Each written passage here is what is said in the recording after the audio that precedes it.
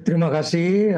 Saya pikir saya mungkin tidak setuju dengan kata peningkatan harga batu bara, ya, di bulan September ini, karena data yang saya punyai, kita sekarang mempunyai 4 kategori harga batu bara acuan. Harga batu bara acuan HBA yang untuk 6 ribuan kilori itu malah dibandingkan bulan Agustus turun, ya, turun dari harga 179 sampai 133 US dollar per ton. Ini dikarenakan juga karena kita memperbaiki formula HBA kita yang tadinya hanya 1, sekarang menjadi 4. Kemudian dari 1 itu sebelum jadi 4 ini jadi 3 dulu. Nah, 3 itu dibagi-bagi berdasarkan kalorinya. Nah, kemudian formula sebelum yang sekarang itu mengacu kepada harga real dari EPNBP yang tercatat di Minerba 2 bulan sebelumnya. Kita perbaiki lagi karena ada semacam komplain dari industri batubara bahwa harga yang untuk membayar royalti masih lebih besar daripada harga jual. Sehingga kita perbaiki lagi formula HBA-nya menjadi fungsi dari 1 bulan sebelumnya. Nah, jadi HBA sendiri dibandingkan bulan Agustus, di bulan September ini dibandingkan bulan Agustus turun, ya. Seperti yang saya sampaikan tadi. Kemudian untuk yang 5.300-an itu juga memang naik dalam bulan Agustus, dari Agustus ke September, yaitu dari 84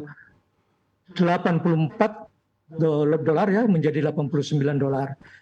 Nah, namun untuk HbA2 untuk kalori 4.200 dibandingkan bulan Agustus juga turun, bukan naik, yaitu 57 dolar ke 53 atau 54 dolar. Nah, HbA3 yang kalorinya sekitar 3.800 juga turun drastis dari 32 menjadi 31,96 menjadi 31,82. Jadi menurut saya bukan kenaikan, ya, bukan kenaikan yang kita hadapi saat ini. Demikian, Bu. Oke, justru berkebalikan dengan pandangan bahwa adanya tren kenaikan harga batu bara yang kembali di atas 160 dolar per ton, ya Pak Irwandi.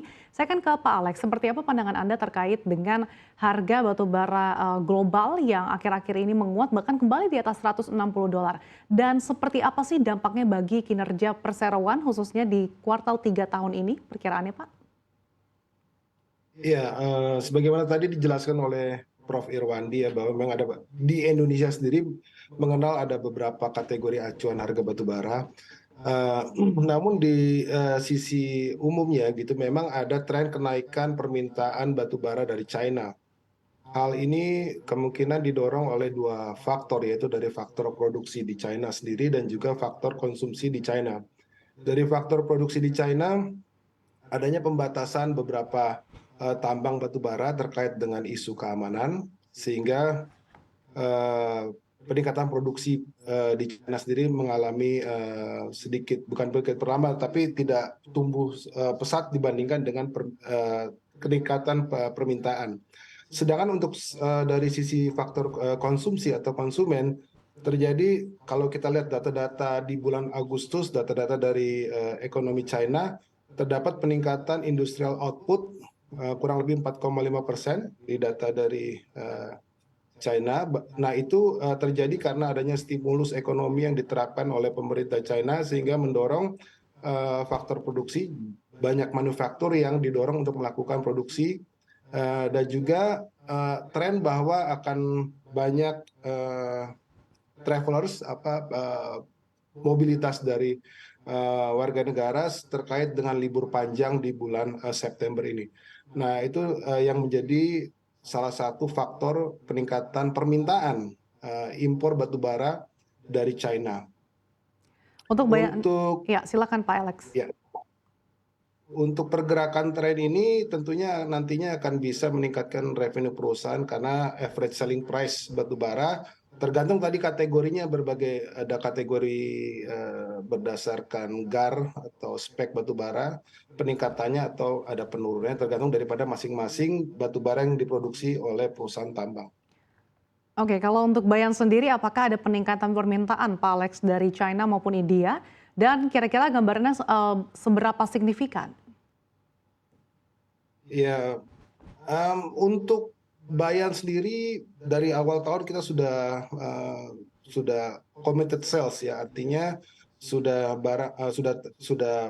terikat kontrak untuk penjualan jangka panjang dan juga hanya ada sedikit spot ya. Mhm. Nah, artinya peningkatan harga ini tentu mempengaruhi revenue perusahaan. Oke baik, saya akan kembali ke Pak Irwandi. Pak Irwandi, di tengah berbagai sentimen yang ada, bagaimana Anda melihat pergerakan harga batubara global terkait dengan hal ini Pak? Apalagi di akhir tahun ini ada sentimen musim dingin. Apakah hal ini juga akan mendongkrak sentimen harga batubara global? Eh, saya ingin memperlihatkan dulu bagaimana historical dari harga batu bara mulai 2010 sampai dengan 2021 ya, atau 2020 aja, di mana harga batu bara itu memang sangat rendah ya, sangat rendah. Kemudian terjadi pelonjakan yang eksepsional di tahun 2021 dan 2022. Nah, kalau kita mengatakan di 2023 ini harganya menurut saya kembali ke normal dan tetap lebih tinggi jika dibandingkan harga terendah yang ada di tahun 2016. Ya, jadi kita melihat di sini ini saat masih memberikan suatu kesan yang positif. Tapi jangan dibandingkan dengan tahun 2021 dan 2022. Nah, bagaimana tentang permintaan ya? Permintaan batu bara ke depan ini sesuai pertanyaannya ya Bu ya. Kalau kita lihat bahwa memang permintaan yang akan bertambah itu dari dua negara, ya dari Tiongkok atau dari Cina dan dari India. Ini menjelang musim libur, kemudian di India ada festival, sehingga kemungkinan mereka tetap menjaga kontinuitas dari energi mereka di negara masing-masing.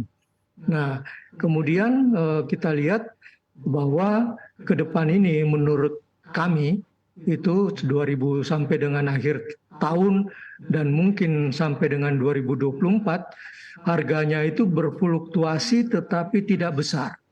Dan kira-kira sampai dengan kondisi sekarang ya, kondisi sekarang kalau kita lihat memang apa yang terjadi misalnya di batu bara yang ada sekarang ini, kita bisa lihat ada harga yang bervariasi tadi masih di sekitar itu.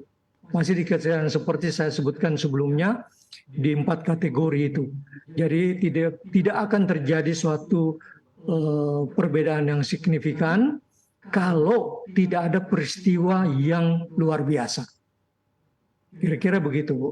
Oke, saya akan kembali ke Pak Alex. Dengan harga batu bara global yang kembali di atas $160 per ton, seperti apa bisnis tambang batu bara merespon hal ini? Apakah melakukan meningkatkan ekspansinya atau justru mengubah skala produksi atau seperti apa Pak Alex? Ya, yang paling umum dilakukan adalah dengan meningkatkan skala produksi. Namun bahwa harga batu bara ini selalu memiliki momentum waktu ya, artinya sehingga diperlukan tentunya kerjasama bersama-sama dengan pemerintah untuk bagaimana bisa mengambil momentum peningkatan harga batu bara ini. Tapi memang kalau kita lihat dari data 5 tahun terakhir, volatilitas harga batu bara sangat tinggi gitu, dan mungkin ke depannya dengan tadi disebutkan oleh Profesor Irwandi bahwa harga batubara utamanya ditentukan oleh pertumbuhan ekonomi di China dan India, dengan kurang lebih produksi yang dari Indonesia juga lumayan tidak signifikan, artinya pertumbuhannya itu tetap lebih rendah dibandingkan mungkin pertumbuhan ekonomi dari China dan India. Maka saya pikir tren positif ke depan harga batubara tetap baik bagi industri di batubara.